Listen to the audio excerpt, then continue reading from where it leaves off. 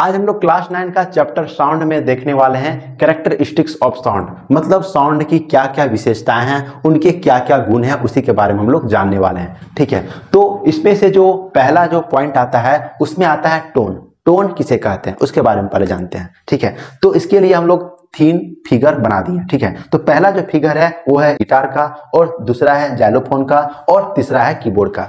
तो टोन को हम लोग समझते हैं, टोन किसे कहते हैं। ठीक है, तो गिटार में कितने स्ट्रिंग होते हैं? 6 स्ट्रिंग होते हैं। यदि हम लोग 6 स्ट्रिंग में से सिर्फ एक ही स्ट्रिंग को यदि हम लोग वाइब्रेट करते हैं, बजाते हैं, तो एक ही प्रकार का साउंड निकलेगा, तो उसको हम लोग क्या बोलेंगे? टोन कह देंगे। ठीक है, अब इसमें जाइलोफोन है। इस जाइलोफोन में यदि हम लोग पहले फ्रेट को ही सिर्फ बजाते हैं तो एक ही टाइप का साउंड निकलेगा, मतलब सिंगल फ्रीक्वेंसी का साउंड निकलेगा, उसको हम लोग क्या बोलेंगे? टोन बोल देंगे। और कीबोर्ड में एक ही बटन को दबाने से एक ही प्रकार का साउंड निकला, एक ही फ्रीक्वेंसी का साउंड निकला, तो उसको हम लोग बोलेंगे क्या? टोन बोलेंगे। ठीक है, तो मतलब टोन का मतलब हुआ क्या? ए साउंड ऑफ सिंगल फ्रीक्वेंसी, है ना, मतलब एक सिंगल फ्रीक्वेंसी के साउंड को ही बोलेंगे क्या? टोन। मतलब एक ही प्रकार का साउंड जहां से निकला, है ना, जिस मीडियम से निकला, उसको हम लोग बोलेंगे क्या? टोन बोलेंगे। ठीक है, तो लिख सकते हैं a sound of single frequency is called tone. A sound of single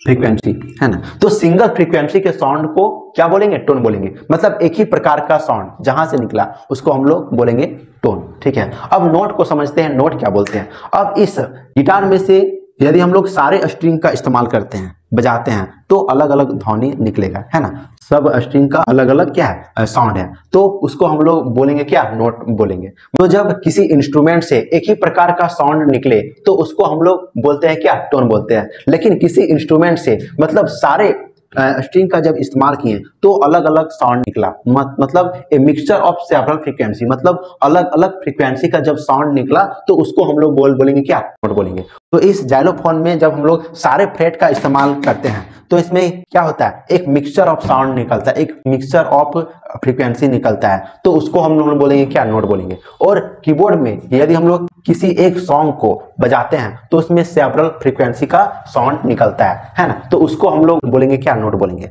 इसके अलावा और एक एग्जांपल लेते हैं। मान लीजिए 6 बच्चों को एक साथ खड़ा कर दिए, और जब 6 बच्चों को एक साथ खड़ा कर देते हैं और उसमें से पहले बच्चे को बोलते हैं कि आप एक सॉन्ग सुनाइएगा, तो जब वो बच्चा सॉन्ग सुनाता है सिंगल फ्रीक्वेंसी का साउंड निकलता है, तो उसको हम लोग क्या बोलेंगे? उसको हम लोग बोलेंगे क्या? टोन। अब हम लोग बोलते हैं कि सारे बच्चे एक साथ उसी सॉन्ग को क्या करना है? बोलना है, गाना है, तो उसमें क्या होगा? मिक्सचर ऑफ फ्रीक्वेंसी होगा, तो उसको हम लोग बोलेंगे क्या? नोट बोल देंगे। तो लिख सकते हैं a mixture of several frequency is called note. ठीक है, a mixture of several frequency is called note. ठीक है, अब हम लोग जानते हैं कि म्यूजिकल साउंड क्या होता है और नॉइज क्या होता है। ठीक है, म्यूजिकल साउंड,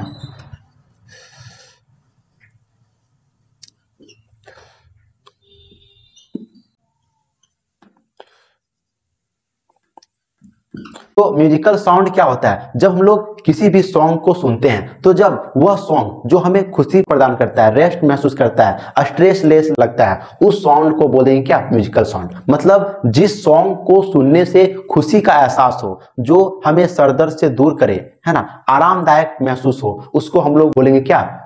म्यूजिकल साउंड। मतलब प्लीजेंट साउंड, वैसे साउंड जो प्लीजेंट साउंड हो उसको हम लोग बोलेंगे क्या? म्यूजिकल। जितने भी प्लीजेंट साउंड है जिसको सुनने से हमें आराम महसूस होता है, स्ट्रेस लेस होता है, सिर दर्द से दूर रखता है हमें, तो उसे हम लोग बोलेंगे क्या? Musical sound. और नॉइज हम लोग जानते हैं, वैसे साउंड जो हमें सुनने में आरामदायक लगता नहीं हो, मतलब शोरगुल वाला साउंड जो होता है, ध्वनि होता है, उसे हम लोग बोलेंगे क्या? नॉइज होता है। यानी कि अनप्लीजेंट साउंड को बोलते हैं क्या? नॉइज।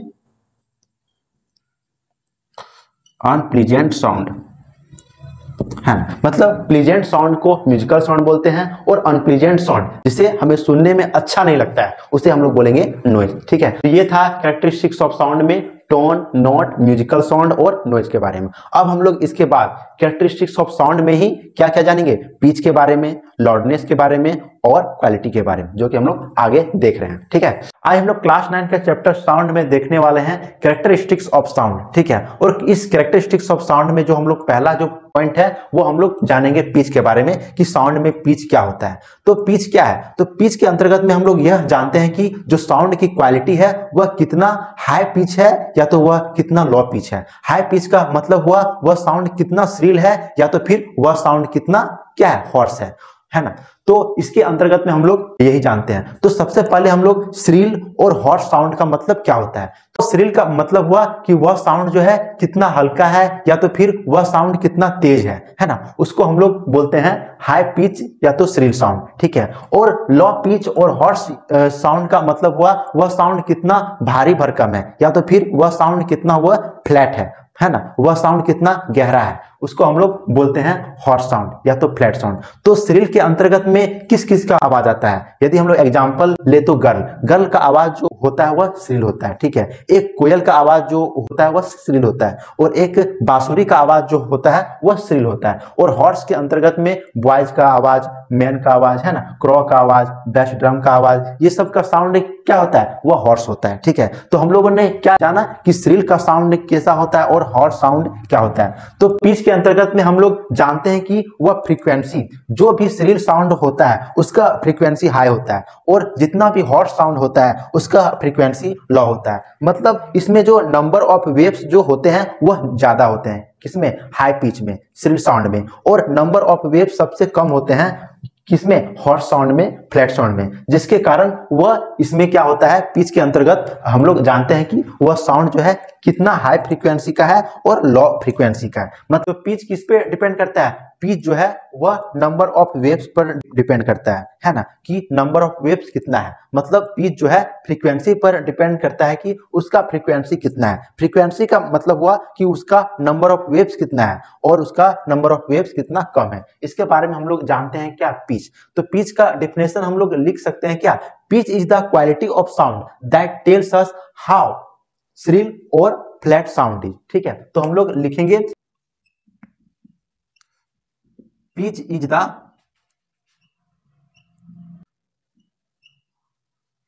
क्वालिटी ऑफ साउंड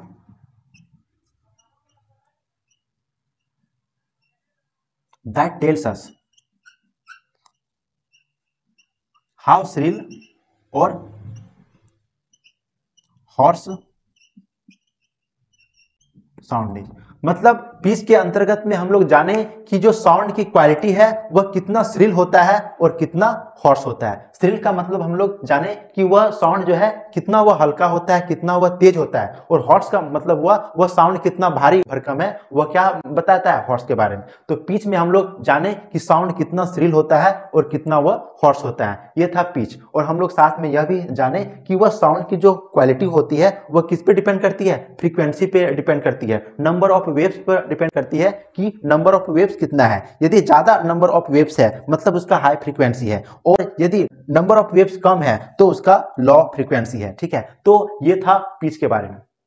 अब हम लोग लाउडनेस के बारे में जानेंगे कि लाउडनेस क्या होता है। ठीक है, तो लाउडनेस के अंतर्गत में हम लोग यह जानते हैं कि वह आवाज जो है जहां से वह ध्वनि निकल रही है वह साउंड कितना लाउड है या तो वह कितना साउंड है, वह क्या बताता है, लाउडनेस के बारे में बताता है। तो लाउडनेस किस पे डिपेंड करता है, वह एम्पलीट्यूड पर डिपेंड करता है। ठीक है, जितना ज्यादा एम्पलीट्यूड होगा मतलब उसका लाउडनेस भी ज्यादा होगा, और यदि कम एम्पलीट्यूड है मतलब उसका लाउडनेस कम होगा। कैसे, इस तरह से हम लोग समझते हैं। मान लीजिए ये बॉक्स है, एक म्यूजिक बज रहा है। ठीक है, तो जब यहां से म्यूजिक बज रहा है तो इसके जो पास के जो पार्टिकल होंगे वह क्या होंगे, बहुत जोर का वाइब्रेट करेंगे, बहुत एनर्जी के साथ वाइब्रेट करेंगे। इसका मतलब हुआ क्या, ये पार्टिकल जो है बहुत जोर से वाइब्रेट कर रहे हैं, मतलब इसका साउंड यहाँ पर जो है वह बहुत ज्यादा साउंड है। तो ज्यादा साउंड होने के कारण इसका एम्पलीट्यूड भी होगा, ज्यादा होगा। अब मान लीजिए यहाँ के जो पार्टिकल है, तो ये जो पार्टिकल होंगे उसके पास कम एनर्जी होगा, मतलब इसका जो साउंड होगा वह सॉफ्ट साउंड होगा। तो जब सॉफ्ट साउंड यहाँ पे मिल रहा है तो इसका मतलब हुआ क्या, इसका जो एम्पलीट्यूड है वह कम है। तो कम एम्पलीट्यूड मतलब उसका जो लाउडनेस है वह क्या है, कम है।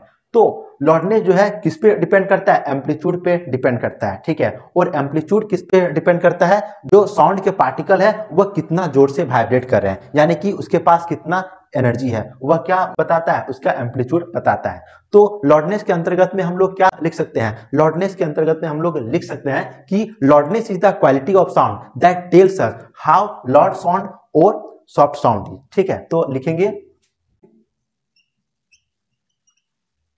Loudness is the quality of sound that tells us how loud और सॉफ्ट साउंड इज।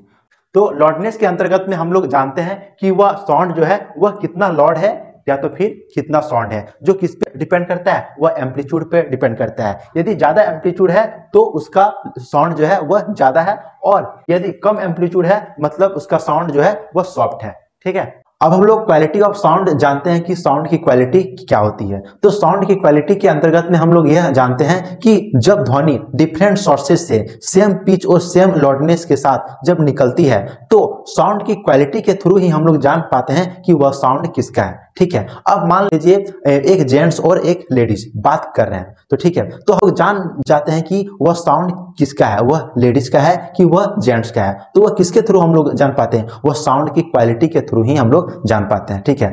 अब एक पियानो भी बज रहा है और एक हारमोनियम भी बज रहा है सेम पिच और सेम लाउडनेस पे, तो हम लोग पता कर लेते हैं कि वह साउंड किसका है। तो वह किसके थ्रू हम लोग पता करते हैं, वह साउंड की क्वालिटी के माध्यम से ही हम लोग पता करते हैं कि वह साउंड जो है हारमोनियम का है कि पियानो का है। तो हम लोग इसी के थ्रू हम लोग जान पाते हैं। तो वही लिखा हुआ है, it is the characteristics of sound that tells us to distinguish between different sound sources same pitch and same loudness. तो जब सेम पिच और सेम लाउडनेस का जब किसी भी सोर्स से डिफरेंट सोर्सेस से जब ध्वनि निकलती है तो उसी से हम लोग पता कर लेते हैं कि वह ध्वनि किसकी है। तो वह किसके थ्रू हम लोग जान पाते हैं, वह साउंड की क्वालिटी के थ्रू ही हम लोग जान पाते हैं कि वह साउंड किसका है।